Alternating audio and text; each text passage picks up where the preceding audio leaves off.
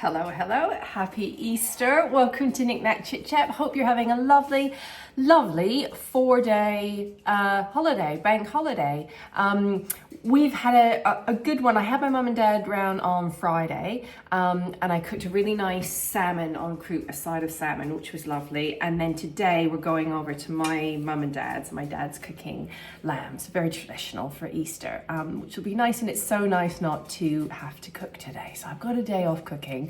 And we went to the car boot sale. Oh, I'm a little bit tired. We were up probably about 6 this morning. It was an early start because we were a little bit late last week. Mr. T was not going to be late this week, so he thought, absolutely, I'm going to get up at crack of dawn and we're going to go. So we were there very early, and oh my gosh, it was so cold. It was freezing this morning. It was supposed to be 17 degrees to get today, and it was brisk because it's in a big open field.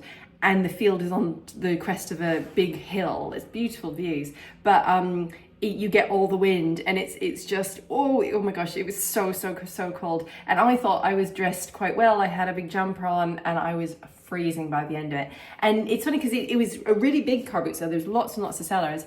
And my friend came with us, and she said she had one of those pedometers, is it, or things that count your steps.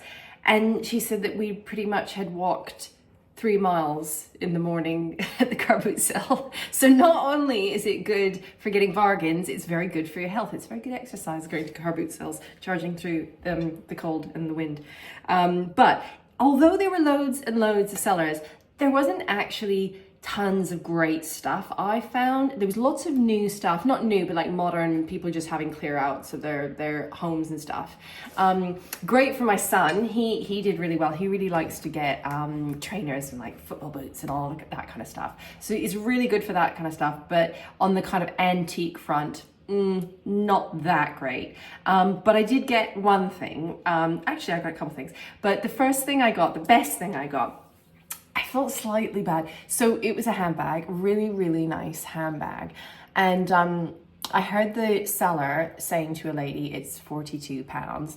And the lady was humming and hawing and couldn't decide. And she said, well, I'm going to leave it. And if it's still here when I come back, then it's meant to be. And I was I just feel bad because I was standing there waiting for her to put it down. And she put it down, and then she walked away. And then I went up to it and picked it up, and I looked at it and I thought, yes, I will buy that, thank you very much. And I did feel slightly bad, but she did put it down, right? She put it down, and it is a lesson to us all. If you're not sure, if you're humming and hawing, maybe just get it, because it won't be there, especially if I'm in the car boot sale. But anyway, I'll show it to you. So the minute I saw it, I thought, oh yeah, it's really nice. So it's a Mulberry Phoebe bag. That's the name of the style. And it's definitely from like the late 90s, I would say. And I actually didn't buy it for myself, actually. I bought it because I thought my daughter would really like it, because she's into the kind of 90s Y2K style. And because I've been there, it's kind of a situation of been there, done that. I can't do it again. I've done it. A lot of the 90s clothes that are so in fashion right now, I just think, oh my gosh, I've had like literally some of the things my daughter's wearing now. I've had the exact same things. So I just can't do it second time around. But now I'm kind of looking at it. Maybe it's quite cool. I don't know. It's a really nice shape and size, and I don't know. It's pretty nice. It's in pretty good nick. I mean, the saddle leather of Mulberry bags is so tough and really hard wearing that they never really wear out, do they? And the lining's really good. It's got some newspaper in it, but the only thing that the lady said was there was one of these studs missing, but I honestly can't see it. Anyway, so yeah, £42. You know, I thought if my daughter doesn't like it, maybe I can sell it on a resale site or something, but it's kind of a neat thing to have. But I had, years back when I worked at Liberties, I had a Bayswater, and I sold that over the years. And then I also had, was it called a Roxy, Mulberry Roxy bag? And it was at the time when Sienna Miller was, that whole boho look was really popular. And the Chloe bags were really popular, and they had this big chunky brass hardware, which was a thing. And this is very much of that look, but I thought it was quite cool. And I did feel quite bad that the lady came back. I was like, oh, it's gone. And You snooze, you lose. Snooze, you lose. And then I got this. I've got something similar to this. But whenever I see these, I buy them because I just think they're so pretty. And even actually would make a really nice gift because there's just lovely little trinket boxes. And it is malachite. And I wonder whether possibly they were made as little gifts to bring back like tourist shops. And because they're so beautifully made, but you do see them, and you see them in different types of stones. You see them in like quartz and that kind of thing. So I wonder if they were kind of things that you could buy on your travels maybe. But the malachite's my favorite. It's just such a beautiful color. And they're so, look how beautifully, how inlaid, how beautiful that is. It's so gorgeous. And it's such a nice thing to just add a little pop of color on a mantelpiece, or in a bathroom, to put your jewelry in a little bathroom situation. I think it is so pretty, and I think I paid like £3 for it, which is so good. And yeah, I just think that would make a really nice little present for someone as well, with a necklace or a pair of earrings or something in it, really pretty. So I got that, and then I got this. I've got so many of these.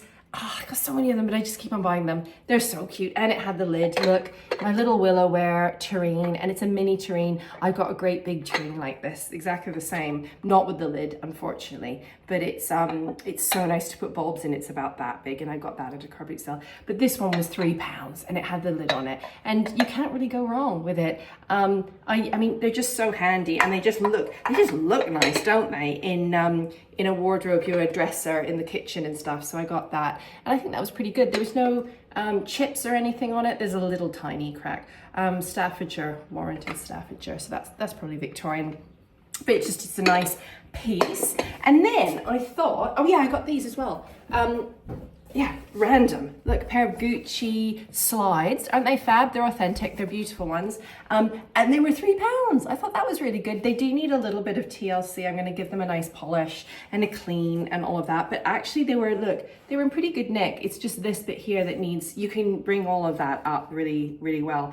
And I just thought, actually, I probably wouldn't buy these. I wouldn't spend loads of money on them because they're not totally my style. But I tried them on, and they kind of look quite nice with just a simple dress or something in the summer. Wear them around the house. Wear them in the garden while I'm gardening. No, I'm kidding. I wouldn't do that. Very, very annoying. I keep on getting cut off because it's saying that I ran out of storage on my phone.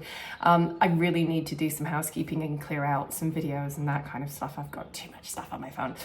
Anyway, one more thing I was going to show you. Now, I didn't get this at a car boot sale. Look. There's the dust bag, but I got it on eBay, and it was very, very cheap, and it was authentic. So basically, I've owned lots of vintage and secondhand Chanel over the years, and I've bought and sold it and all of that, and I find I prefer vintage designer bags to new or modern because I think they just have a little bit more character to them, I think, and they just a little bit, I don't know. Also, it's easier to know if they're real or not because they don't tend to be replicated to the vintage styles, really. So that's the reason I really like them. But this one here was so classic, and I loved it. So it's a very dark navy.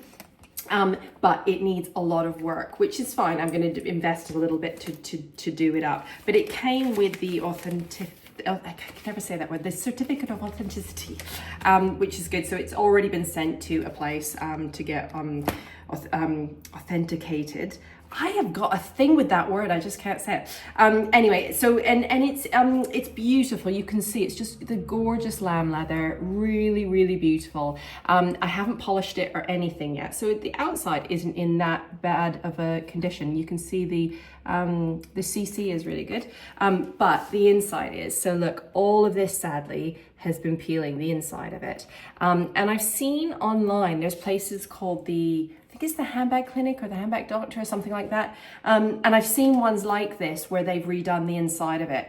Now, I don't need it to be absolutely perfect. In fact, I don't really mind if it does have wear to it because it kind of shows, it's a vintage bag.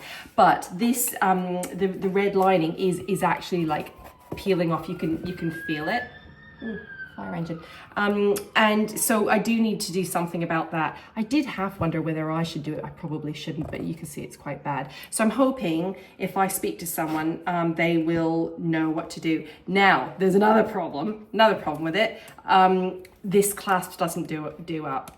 right? So what's happened is there's a little bit that comes out here, which I've still got, and it doesn't press in there. So it's hence me getting it for such a good deal. It does need some money put into it, and it needs some care and attention put into it. But other than that, it's in really good condition, and it's just such a great shaped bag. Look, when it's got stuff in it, it's bigger than you can see. But it's just really, really beautiful, classic, and never got out of fashion. And I liked that it was dark navy. So when I get around to it, I'll maybe speak to someone and see what they can do, particularly with the clasp, because that's kind of, you need the clasp to work, don't you?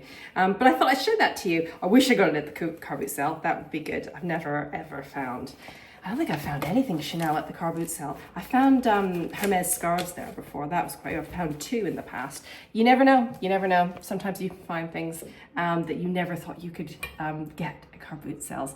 But is that it? Oh yeah, I was gonna show you this one thing because I love it. I didn't get it at the car boot sale. Oh, actually, I got the pot at the car boot sale. So here's my beautiful pot. Is it a Sankey pot? I think it is. Maybe not. Anyway, really beautiful old hand-thrown clay pot. Whenever I see these, I get them because they're very, very expensive. If you go to, you know, a beautiful nursery shop and they have antique pots, you can pay a lot for them. And they often come up at car boot sales, so they're a really nice thing to buy. And right now, look at my pretty auricula. Isn't it gorgeous? It is a primula auricula, and I love growing them. I have a stand outside of them, and they come in most beautiful colors. The purple's quite common. But they come in like really cool kind of lime green colors, really, really dark, almost black, dark purple ones. And pinks, they do like frilly, fancy ones. And the Victorians used to have auricula theatres where they would, you know, it was a thing of status to have all these unusual and rare auriculas, and they would have them in this theatre and everyone would marvel over them.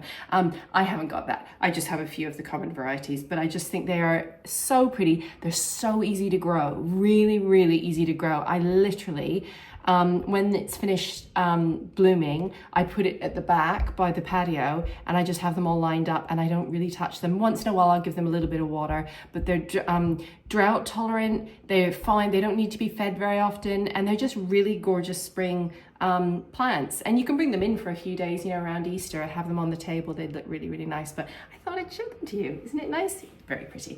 Anyway, hope you're having a lovely Easter. And hope you're having a nice meal tonight, hopefully. And yeah, I will hopefully have some more treasure to show you next week, because there are 2 car boot sales on next week, weather permitting. Yes. So happy Easter, and I'll talk to you next week. Toodaloo.